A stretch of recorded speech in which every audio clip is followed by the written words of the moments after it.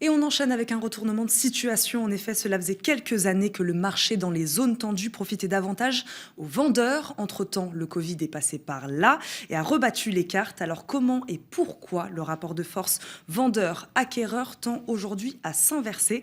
On va décrypter cette tendance avec notre invité, Michael Abitbol, fondateur du groupe Maurice Immobilier. Bonjour. Bonjour. Bienvenue dans la Côte Immo, merci beaucoup Merci de de nous me accompagner recevoir. aujourd'hui.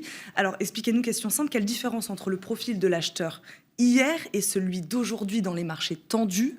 Donc voilà, qu'est-ce qui a changé? Alors, le marché, il a changé parce que c'est une question d'offre et demande. Aujourd'hui, on est dans un marché où les acheteurs ont repris le dessus sur les vendeurs, étant donné qu'il y a énormément de biens à la vente. Donc, ça leur laisse l'embarras du choix. Et donc, ils se positionnent plus difficilement sur les biens, les taux sont montés. Et donc, on sent que les acheteurs ont repris le dessus sur les vendeurs. Je le disais, le Covid est passé par là, c'est vraiment ça qui a inversé la Je ne tendance? sais pas si c'est ça, c'est une suite de choses qui, à mon avis, font qu'aujourd'hui, les acheteurs ont repris le dessus.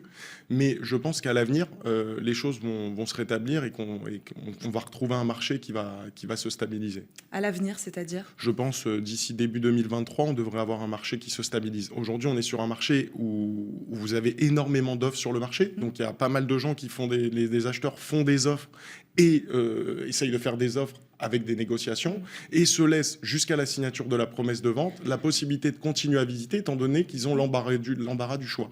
Donc je pense qu'on devrait se retrouver une dynamique début 2023 et retrouver un marché plus porteur côté vendeur. C'était important de préciser zone tendue puisque c'est bien là que ça se passe. La tendance est tout autre dans les zones non tendues. Alors nous, on a un réseau de 18 agences sur Paris et proche banlieue Ouais. et on se rend compte que sur le marché de la proche banlieue, on a une clientèle qui est beaucoup plus friande pour acheter en proche banlieue étant donné que les prix sont plus accessibles. Donc les biens restent moins longtemps sur le marché. Donc c'est vraiment Paris.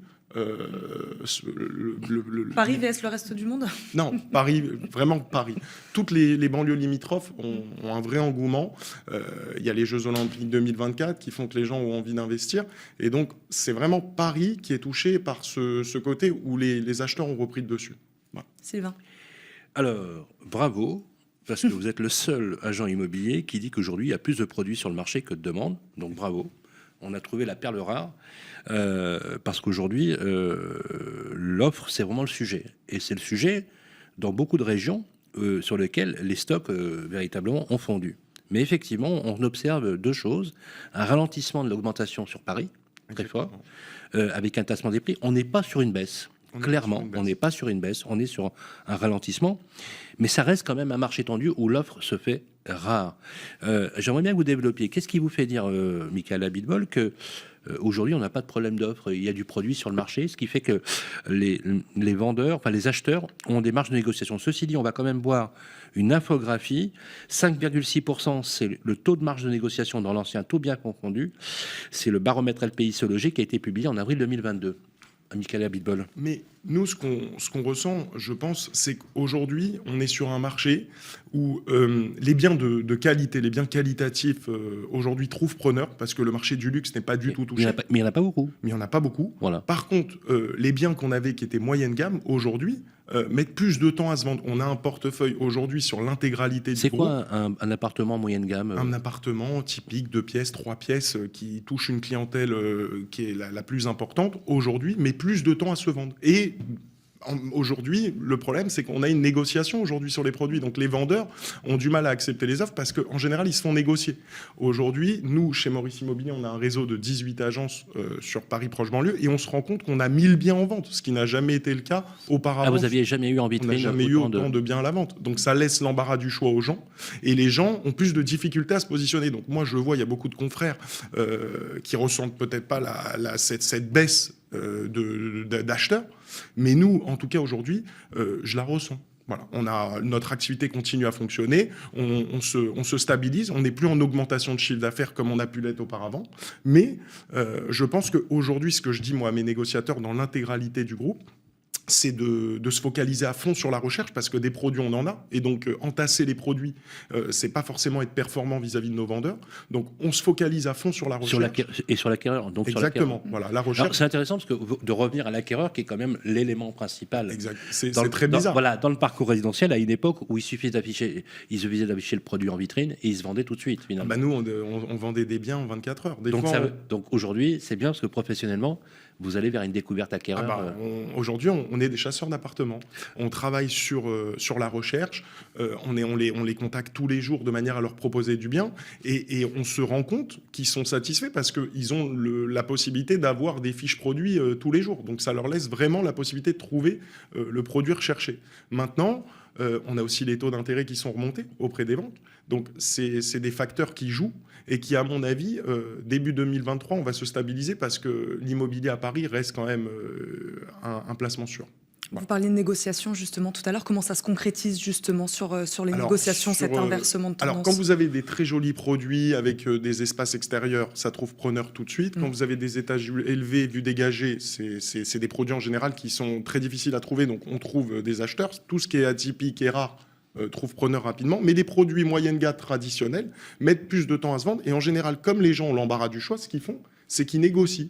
Ils font des offres à 5%, comme vous avez vu avec le baromètre, 10% sur certains produits moins chers, et essayent de tenter le coup. Parce que comme ils ont l'embarras du choix, s'ils loupent un produit, ils se disent de toutes les façons, j'ai l'embarras du choix, demain est un nouveau jour et je vais trouver quelque chose d'autre. Et est-ce que ça marche, comme le dit vous savez, quand vous avez des vendeurs qui sont en crédit relais et qui ont besoin de vendre leurs appartements parce qu'ils se sont positionnés sur des appartements plus grands, on a des produits où les négociations peuvent atteindre les 10% de négociation.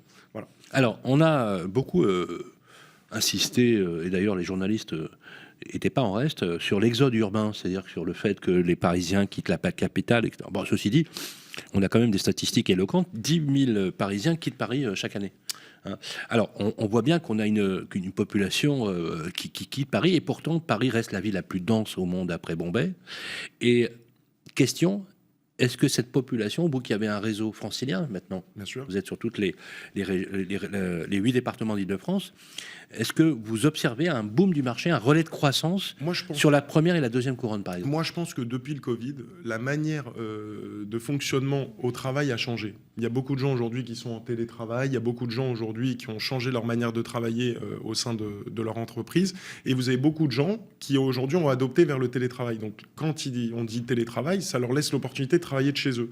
Donc, ils se disent, voilà, je me laisse l'opportunité de trouver aujourd'hui une petite maison avec jardin en dehors de Paris ou à 30-40 km, ce qui nous laisse l'opportunité d'avoir une vie qui est beaucoup plus sympa. Et je pense que c'est ça qui a fait que tous les Parisiens, de la façon dont on a changé la manière de travailler, ça leur laisse l'opportunité aujourd'hui de vouloir partir de Paris pour pouvoir avoir quelque chose de plus grand avec un extérieur et avoir une vie plus cool, quoi. Voilà, tout simplement. Vous l'avez ressenti, cette tendance-là, ou pas? Parce que selon les chiffres, voilà, on dit qu'ils sont partis, puis pas tant que ça, finalement, les Parisiens. Alors nous, on l'a ressenti. Parce qu'on a des gens qui vendent et qui nous disent tout simplement, aujourd'hui, on veut aller à 40 km de Paris, on veut aller en banlieue, on veut s'éloigner de Paris parce qu'on ne peut pas se permettre d'avoir plus grand ou un espace extérieur à Paris. Donc, on se focalise sur la banlieue. Et donc, on l'a ressenti parce qu'on a des gens qui vendent et ça se ressent. Et nous, je m'aperçois, moi, qu'on a ouvert 4 agences là en banlieue, sur les banlieues limitrophes de Paris. Mais c'est un carton, c'est impressionnant le volume de transactions qu'on peut réaliser juste en dehors de Paris sur des communes qui sont limitrophes. Vous avez quelques exemples justement? On a ouvert une agence il y a 2 mois à Saint-Ouen, on est déjà à plus de 40 transactions, ce qui est aujourd'hui difficile à réaliser sur une agence à Paris. Bravo. Là on ouvre aujourd'hui, on ouvre l'agence de Clichy, on a une agence à Nogent qui va ouvrir début septembre. Donc on se rend compte que le marché extérieur à Paris qui est limitrophe, et en plein essor. On a une agence à Montreuil, c'est très...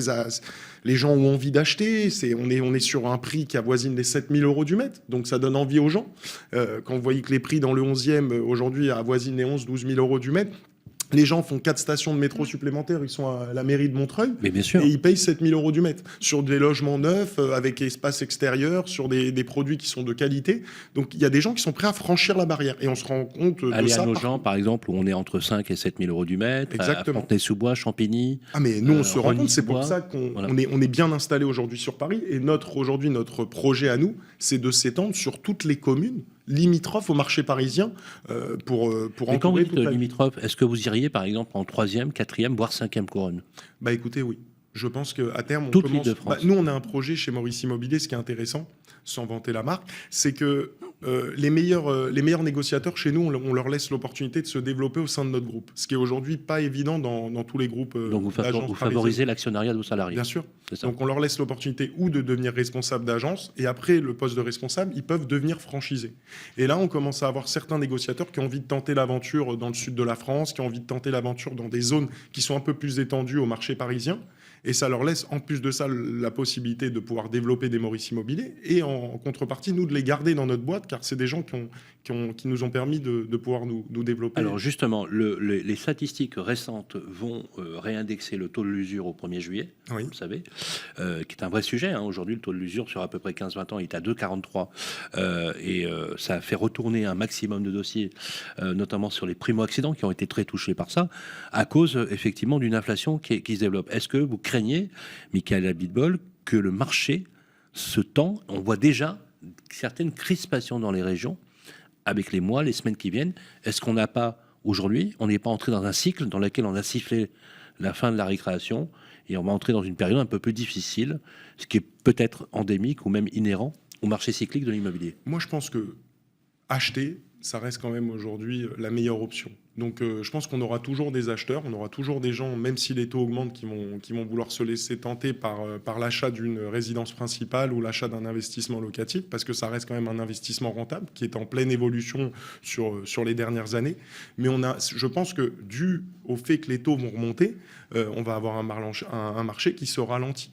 Donc il faut être honnête, il faut se dire les choses telles qu'elles sont. On est sur un marché qui se ralentit tout simplement parce que les gens ont moins envie d'avoir accès à la propriété du fait que les taux augmentent tout simplement. Mais ça reste quand même un investissement sûr.